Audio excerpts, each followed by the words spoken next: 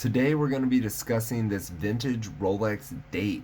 Now, I say vintage, it is from the early 70s, but by the looks of it and from the condition of this piece, you would never be able to tell. You have to look for things like the folded links in the bracelet, understand a little more about the caliber of the movement that's contained within it to really be able to date this piece. Now, again, I said it was a date, not a date just, and the difference between those two is going to be 2 millimeters really. Of course, they've got smaller ladies pieces, and of course now they've got the larger 41 millimeter date just, but traditionally the date was a 34 millimeter piece and the date just was a 36 millimeter piece. So this is going to be a little bit small for some of our contemporary wares that are more used to the more trendy sizes that are floating around in the industry today, but it is a very gorgeous piece. If you're a collector, it's got a lot of great elements, my favorite of which is going to be the hands and the baton hour markers not being a stainless steel or a silver color. Come check it out at SwissWatchExpo.